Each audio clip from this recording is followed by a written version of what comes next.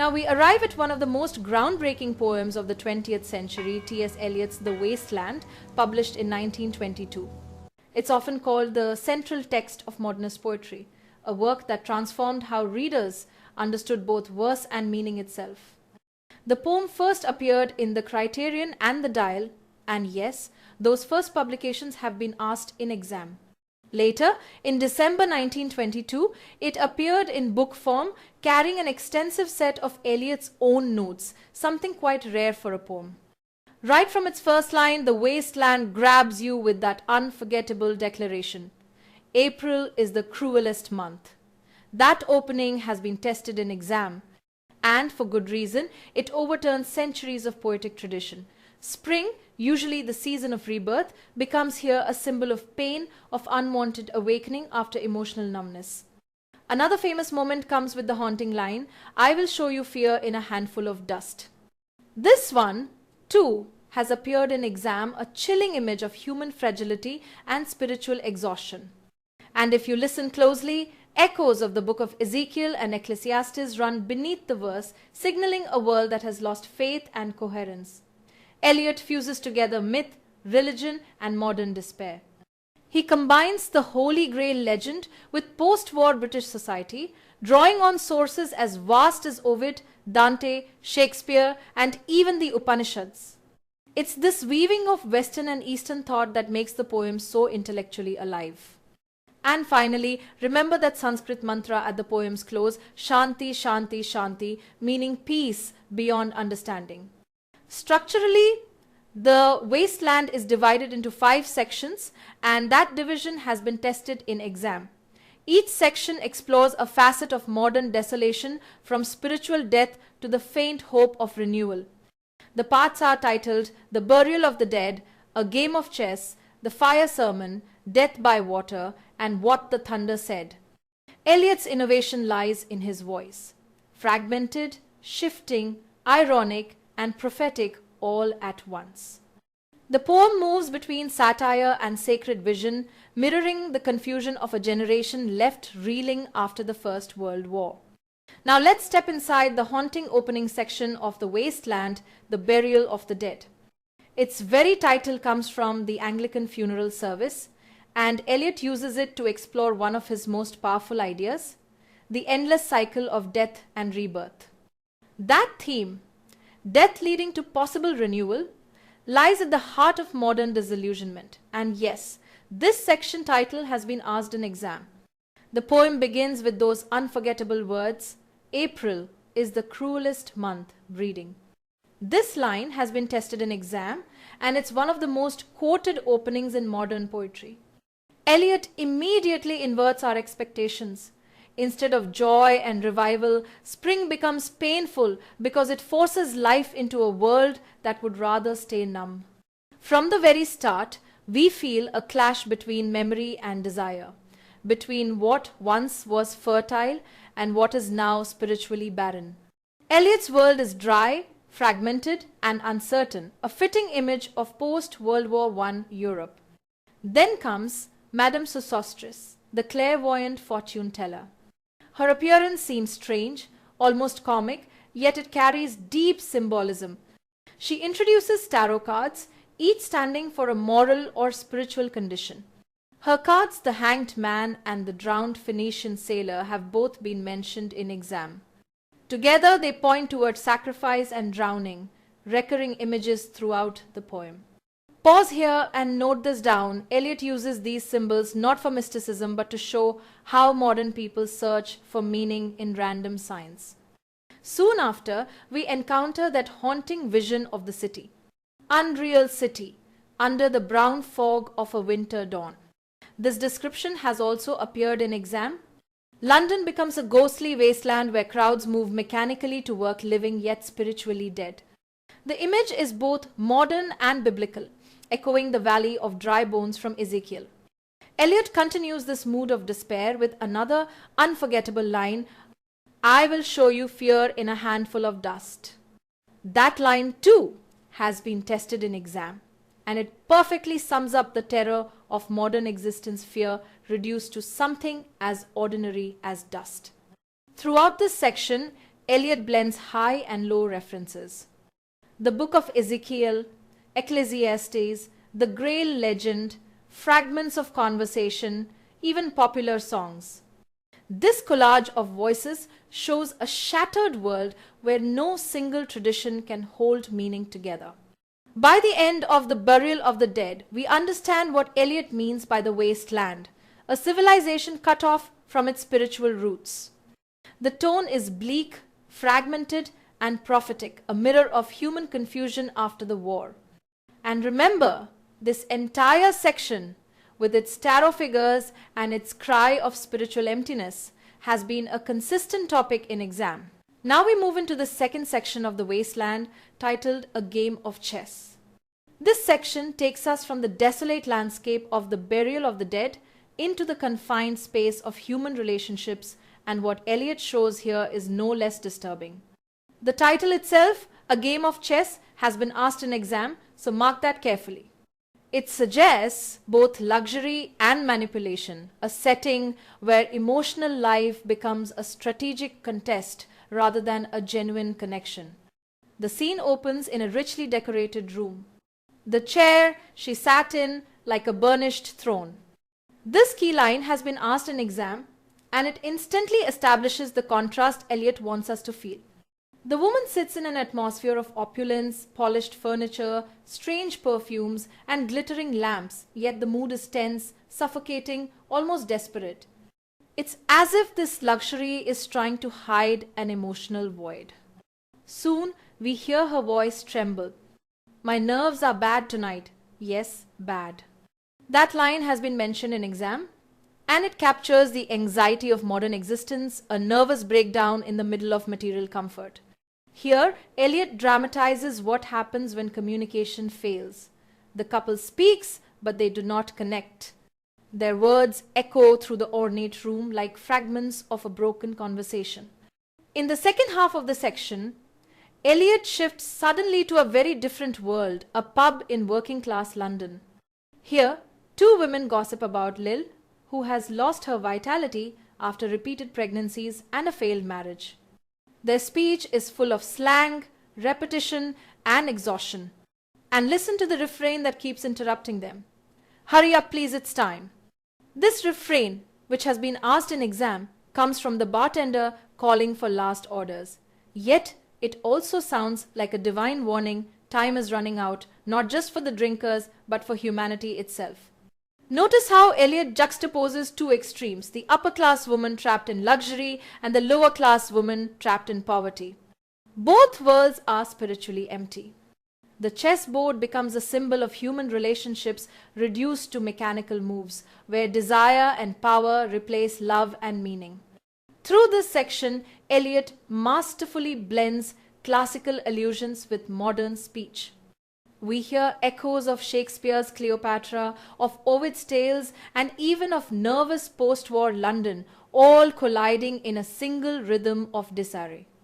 That mixture of high and low culture, so shocking at the time, is one of the poem's signature modernist techniques. The tone throughout remains anxious and fragmented. Every voice seems to break apart before it finishes. And that's exactly Eliot's point. Communication itself is crumbling.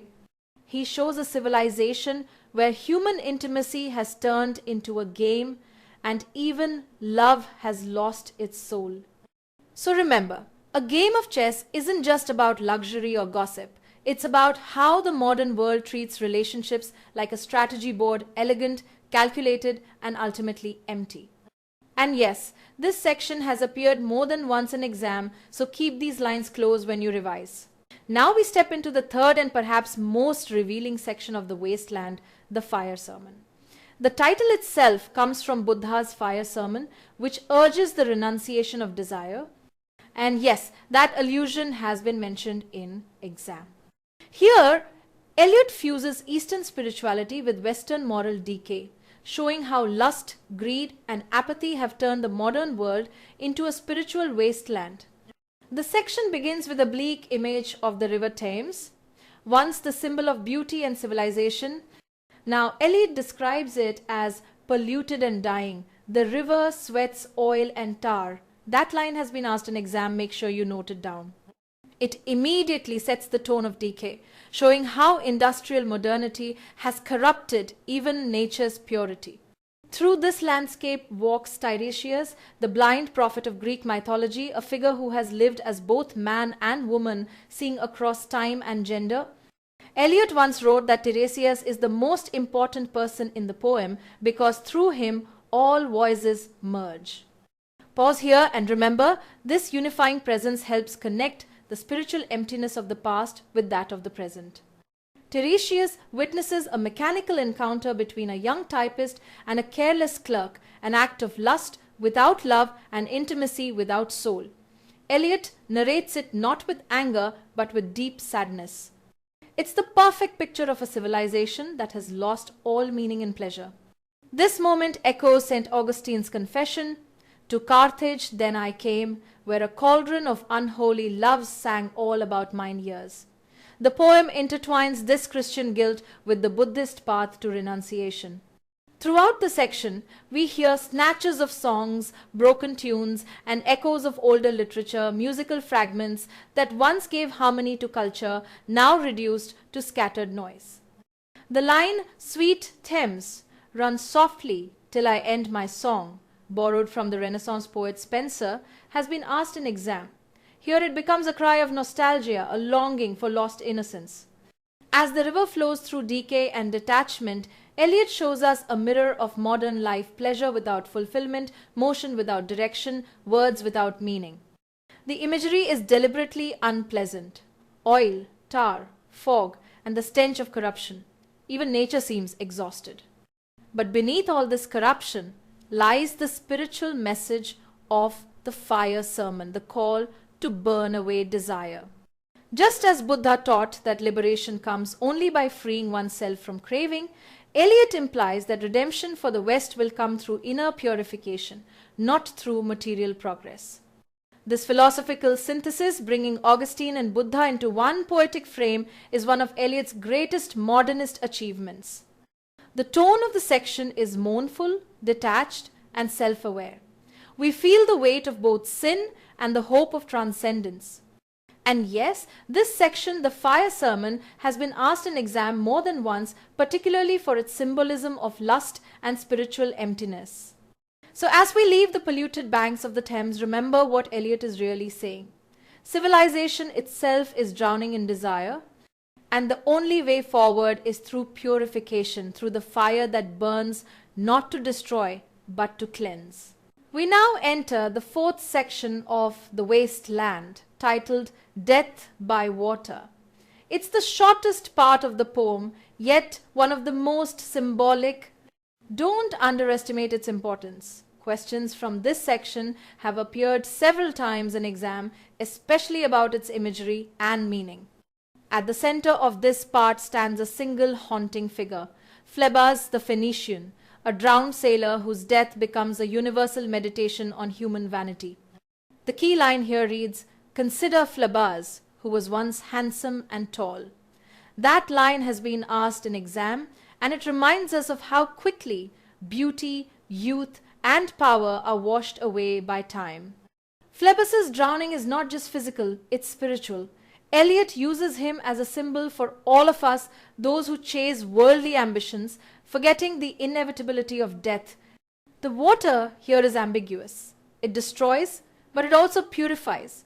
It's the same water that can flood the world and yet cleanse the soul.